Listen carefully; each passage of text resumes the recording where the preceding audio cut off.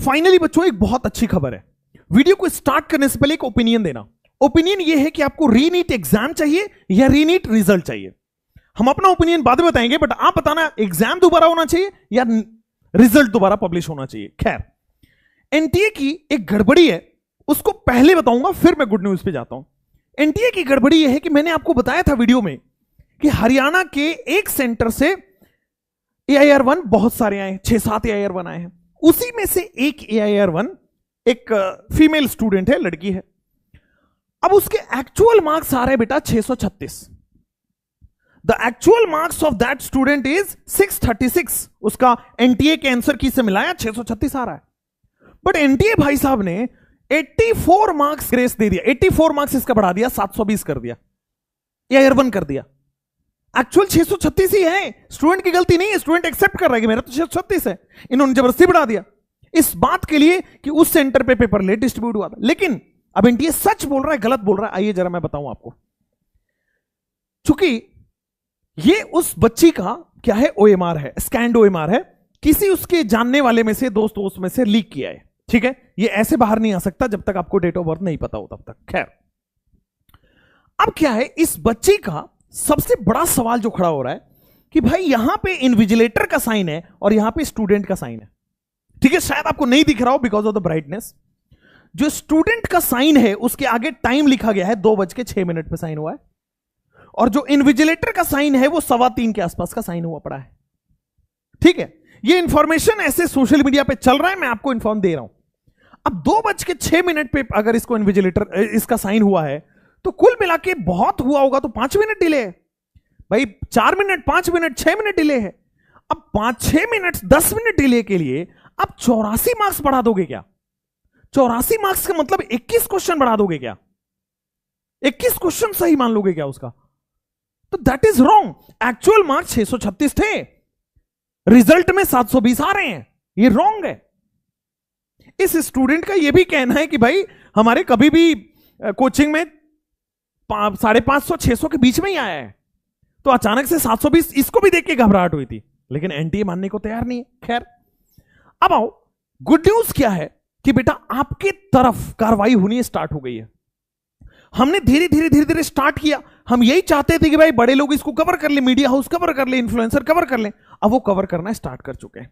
तो बेटा कलकत्ता हाईकोर्ट ने स्टे ऑर्डर लगा के इस बात को प्रूव कर दिया कि आगे आने वाले समय में आपके साथ इंसाफ होगा। अच्छा, ये भी बता दूं कि इंसाफ कब होगा। बेटा नया सरकार अभी देश में बनने वाला है, मतलब अभी शपथ ग्रहण है, अब वो 9-10 जो भी होगा हम देख लेंगे। शपथ ग्रहण के बाद मिनिस्ट्री ऑफ एजुकेशन का कोई मिनिस्टर अपॉइंट किया जाएगा। वो मिनिस्टर ही इतना बड़ा चेंज, इतना बड़ा कुछ करा सकते हैं बिना मिनिस्टर के अप्रूवल के। फिलहाल आई डोंट थिंक कि डायरेक्टर्स या बड़े लेवल पे जिनको अभी ये लेना है वो लेंगे डिसीजन, नहीं लेंगे। वो जरूर मिनिस्टर के आने का इंतजार करेंगे। तो अभी जस्टिस होगा, बट इट विल बी 1 सप्ताह, 15 दिन, 10 दिन लग सकता है। उसके लिए आप टेंशन लीजिए। तब तक आप यूट्यूब के वीडियोज इंजॉय करिए। ठीक है, यूट्यूब के वीडियोस में पूरा क्रांति चल रहा है।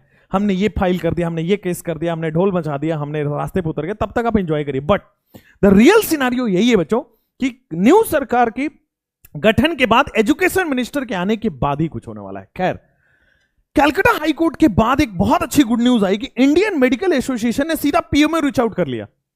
ये बहुत अच्छा स्टेप है, इसी को कहते हैं सोचा समझा स्टेप। क्रांतिकारी स्टेप नहीं है, सोचा समझा स्टेप है। इन्होंने सीधा पीएमओ को लेटर लिखा, मोदी जी के ऑफिस में लेटर लिख दिया। अब मोदी जी तो कुछ भी डिसीजन ले सकते हैं ना किसी भी मिनिस्ट्री का, तो मोदी जी को उन्होंने लिख दिया पीएमओ के भाई आप कर लिए, आप इस पे एक्शन लीजिए।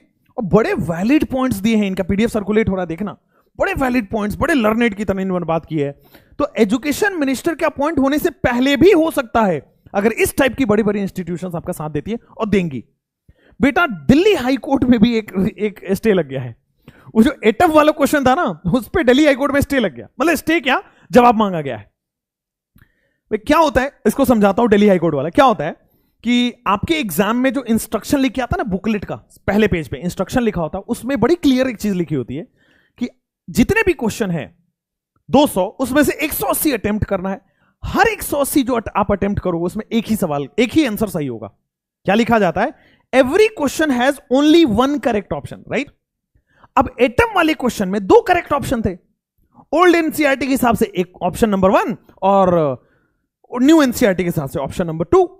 अब 2 ऑप्शन था तो कोई एस्पायरेंट तो कंफ्यूज हो सकता है ना कि ऑप्शन 1 लिखूं कि ऑप्शन 2 लिखूं, तो उसने कंफ्यूजन में छोड़ दिया क्योंकि उसने इंस्ट्रक्शन पढ़ा है कि भाई एक ही सही हो सकता है और उसको दोनों सही लग रहा है, इसका मतलब क्वेश्चन में एरर है, तो उसने कंफ्यूजन में अटेम्प्ट ही नहीं करा। अब अटेम्प्ट नहीं करा तो इसमें एनटीए की गलती, क्योंकि एनटीए ने लिखा है कि भाई एक ही सही होगा, अब 2 सही है, इसका मतलब सबको बोनस मिलना चाहिए। तो दिल्ली हाईकोर्ट में उस पर भी लग गया कि अब जितने भी बच्चे हैं सबको उसको बोनस देना पड़ेगा एनटीए को, जो कि बहुत अच्छा होगा। ठीक है, तो 4-4 नंबर जिनके बोनस मिले थे वो तो ठीक है, नहीं मिले थे वो भी 4 नंबर जोड़ लेना। मीडिया हाउस ने सारे लगभग अब कवर करना स्टार्ट कर दिया है, कुछ को छोड़ के। हाँ, प्राइम टाइम में अब इनको लाना पड़ेगा, एक आध दिन में प्राइम टाइम पे आ जाएंगे। हम लगे हैं बेटा, हम लगे हैं, तो हम कोर्ट में केस भी कर रहे हैं, हम इनके पीछे भी लगे हैं, वीडियो मैसेज डाल रहे हैं, इनसे बात कर रहे हैं। जितने भी टीचर्स हैं हम जैसे, हमारे से बड़े वाले, हमसे सबसे बड़े वाले, जो भी जैसे हैं, इन्फ्लुएंसर जितने हैं सबको कवर कर रहे हैं। एजुकेशनल पोर्टल्स या एजुकेशनल पीपल जितने हैं, एजुकेशन से रिलेटेड लोग, वो सारे अब डाल रहे हैं। तो दैट्स अ गुड न्यूज, आपके साथ नाइंसाफी नहीं होगी। नीट 2025, नीट 2026, नीट 2024 यहां से अगले कई सालों तक एक बहुत बढ़िया बेंचमार्क साबित होगा आप लोगों के प्यार सपोर्ट की वजह से।